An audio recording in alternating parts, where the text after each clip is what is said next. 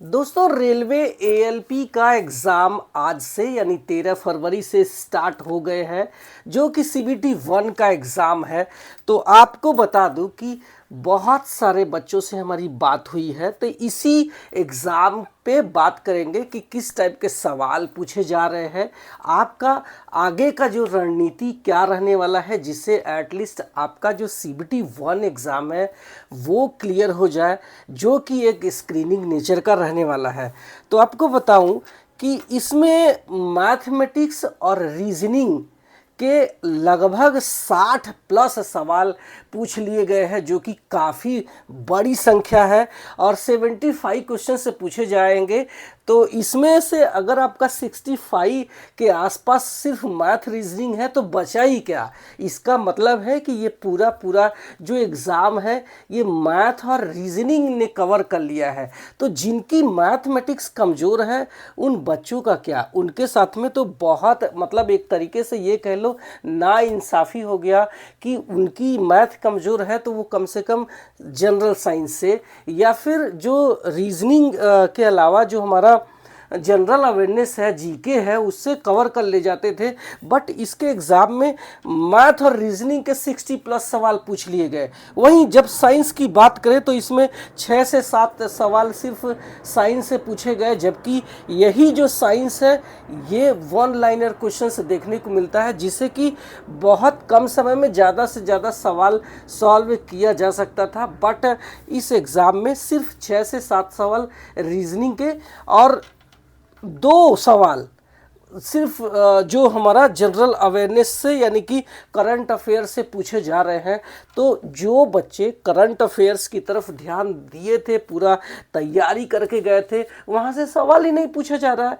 तो बहुत जो है इसमें तैयारी उन बच्चों का जो जिन्होंने पहले एग्ज़ाम पास किया है सीबीटी 1 का 2024 के नोटिफिकेशन का, उनके लिए तो काफ़ी हेल्पफुल होगा, क्योंकि उन्होंने अच्छे से अपनी प्रैक्टिस करके रखा होगा। लेकिन जिन छात्रों ने अपनी जो तैयारी है वो बैलेंस तरीके से किया होगा कि मैथमेटिक्स करेंगे, फिर हम रीजनिंग को भी टाइम दिया, उसके बाद साइंस को भी टाइम दिया, उसके बाद जनरल अवेयरनेस में बहुत सारा टाइम दे दिया, तो वहाँ पे इनका जो है थोड़ा सा गड़बड़ देखने को मिल रहा है। बट अब बात करेंगे कि आपके आगे की जो रणनीति है वो क्या रहने वाली है।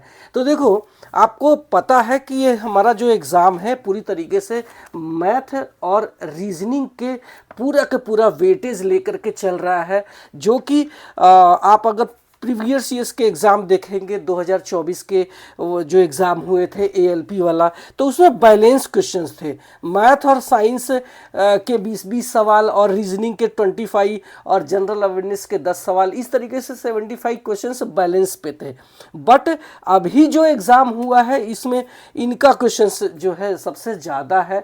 तो अब ये देखना है कि आपका अगर 13 तारीख को एग्ज़ाम तो हो गया, चलो ठीक है, लेकिन आगे अगर आपका एग्ज़ाम है, मान लो 16, 17, 18 फरवरी को एग्ज़ाम होने बाकी है, तो आपका उसमें एग्ज़ाम होगा।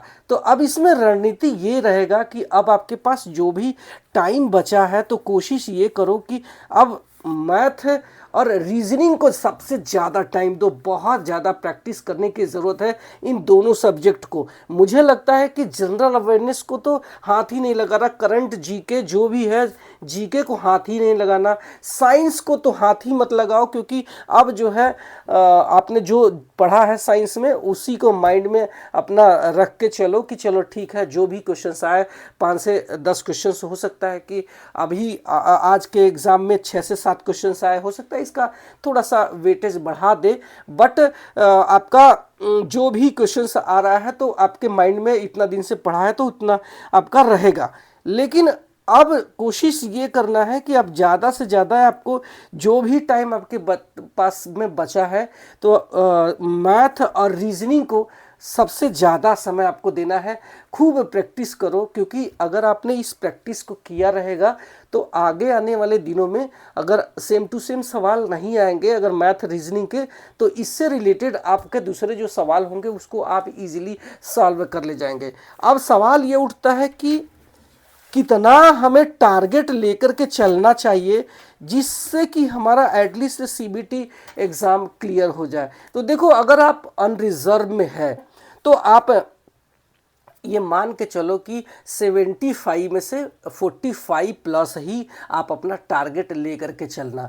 आप अगर रिजर्व कैटेगरी में आते हैं तो ये मान के चलो कि आप 40 प्लस आप ही स्कोर करके रखो, नहीं तो आप 45 का अपना जो टारगेट है इसको ले करके ही चलना, क्योंकि अब की बार जो एग्ज़ाम में सवाल पूछे जा रहा है वो मैथ रीजनिंग का दे रहा है। तो जिन बच्चों का मैथ रीजनिंग में बहुत टाइम दिया है, इन लोगों ने अच्छी पकड़ बना कर रखी है, उनका बहुत अच्छा क्वेश्चंस गया है और ये जो स्कोर है 50 प्लस करके आए हैं, और वो भी एक्यूरेसी के साथ में जो बच्चे एग्ज़ाम दे करके आए हैं। तो मुझे लगता है कि आपको एटलीस्ट 45 प्लस ही अपना जो है टारगेट रखना चाहिए। तो ये हमारा एक एग्ज़ाम एनालिसिस पर था। आप जो है कितना क्वेश्चंस करके आए वो भी कमेंट सेक्शन में ज़रूर डाल देना। Thank you so much. आप मिलते हैं अगले वीडियो में किसी और नए टॉपिक के साथ में।